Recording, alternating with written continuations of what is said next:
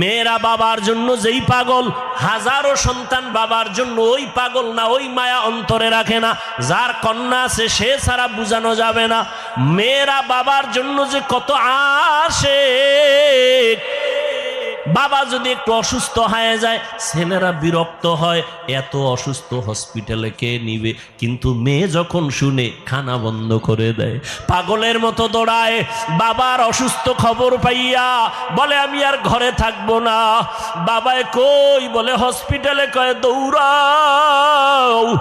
ওই মেয়েটা বাবার কাছে যায়, বাবা এত কষ্ট পাইও না, কাঁদিও না। একটা মেয়ে বাবার জন্য এতটাই ফেদা, এতটাই মায়া মোহাব্বত নিয়ে চলে।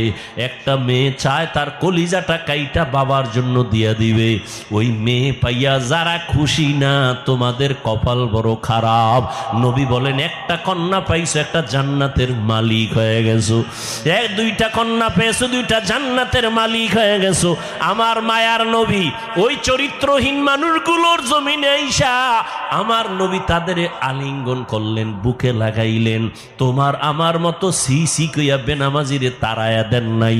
আল্লাহর নবী ওরা গালি দেয়, নবী আরো কাছে যায়। ওরা লাত্তি দেওয়ার চেষ্টা করে, নবী আরো কাছে যায়। ওরা গালি দেয়, ওরা বদনাম করে, নবী প্রশংসা করে। ওরা জবান বন্ধ রাখে, বেজার হয়, নবী বারবার হাসি দেয়, আসো। নবী এমন ভাবে তাদের মহব্বতের বন্ধনে